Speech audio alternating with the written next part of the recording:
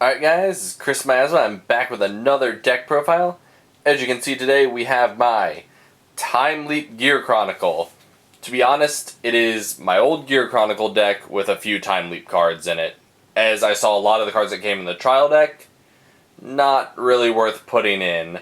But as you can see, I did change my starter to Chronodron, where when he is placed in the bind zone, you may put him into your soul. Will then call a Chronojet onto your field, and then at the end of turn it will return to your hand.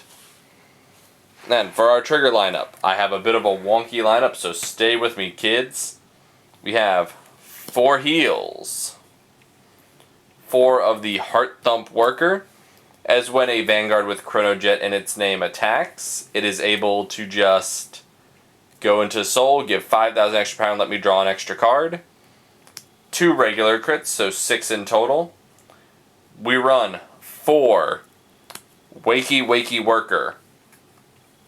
A lot of people ask me, why 4? Why so many? Well, the best way to describe that will be once we get to my strides, then I can bring that up. And we run 2 Lucky Pot Draco Kid. Because draw trigger that also goes in Soul is highly useful in just every deck nowadays.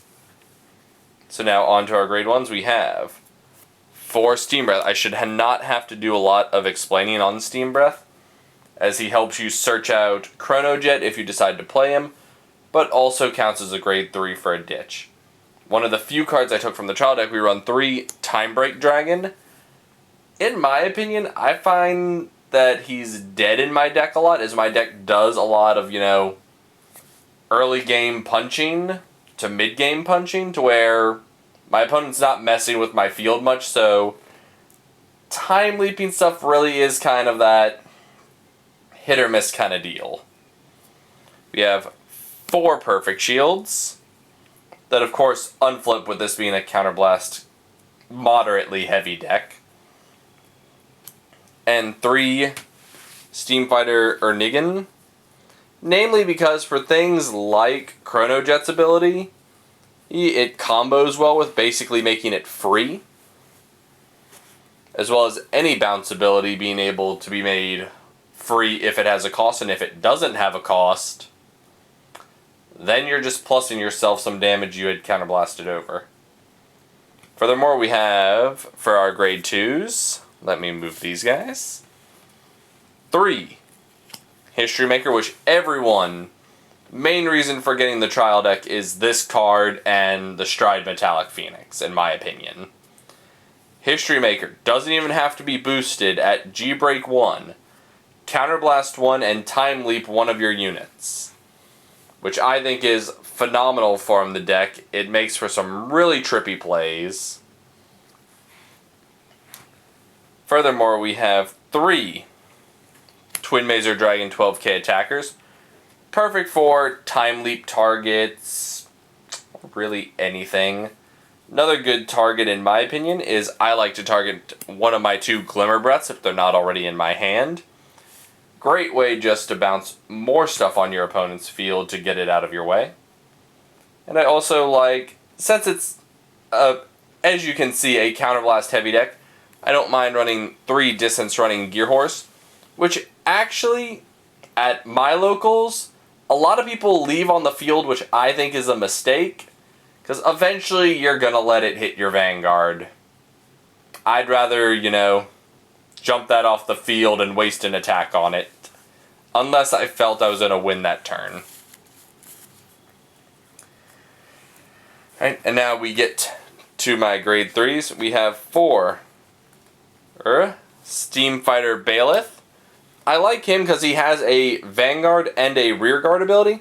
When he's on the Vanguard, if you stride over him, you can Counterblast 1, send him to the bottom of your deck, and get out a Chronojet Dragon as your heart. Now then, keep in mind, this does not correct the problem of if you stride Pegasus over him, because Pegasus' skill activates on hit. So it would hit Bailiff, then Bailiff's skill would activate. So Pegasus would not work with the switch. But when he's on Rearguard, he's able to, when he hits the Vanguard, bounce I believe it's just a grade 1, Nope, just bounce any unit in their front row. That's even better. Awesome. Sorry, I don't use Bailiff a lot. 9 times out of 10, he ends up as stride fodder or just a time leap target, and they'll block him. Then we have 4 Chrono Jet Dragon. I personally am not a fan of the newer artwork, so I'm sticking with my older stamped copies, as you can see. Yeah, I like them a lot better, personally. I mean, I shouldn't have to explain Chrono Jet Dragon at this point, but I'm going to anyway. At G-Break 2, he gains 5k and the ability to restrict the use of guards being grade 1 or higher. He also, whenever you stride over him, is able to counterblast 1 and bounce 1 card from your opponent's field back to the bottom of their deck.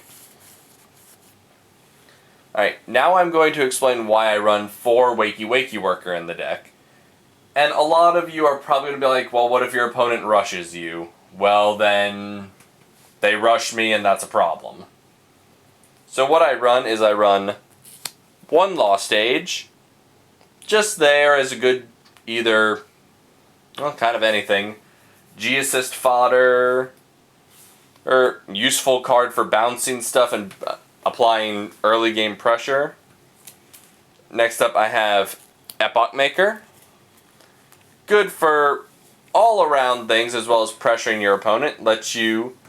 It is the precursor to the term Time Leap, as it takes 1 card on your field, binds it, and lets you call a grade higher.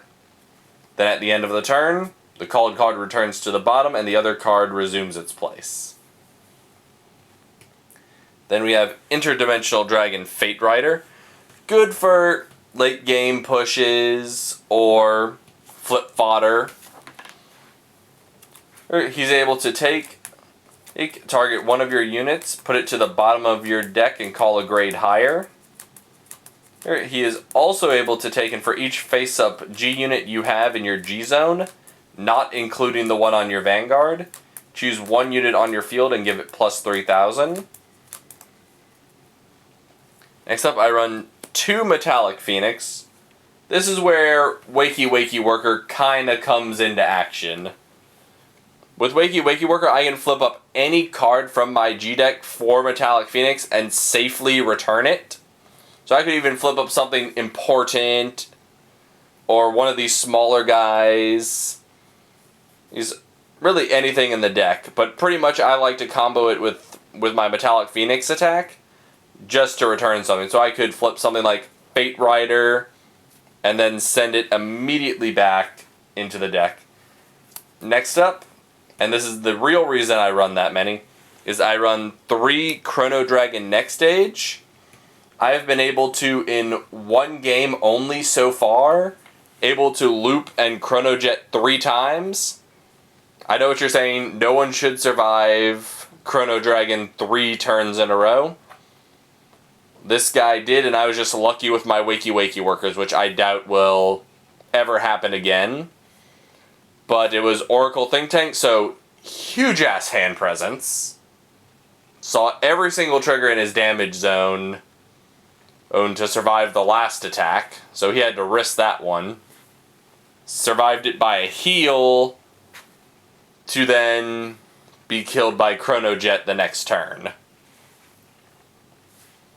But, well, that's my current Gear Chronicle deck. I'm actually looking forward to what Set 5 brings us next week at the pre-release. I hope it's tons of good stuff as usual. Well, but as anyway, guys, be sure to rate, comment, and subscribe. Don't be afraid to leave your opinions or ask questions. So we'll be catching you guys later.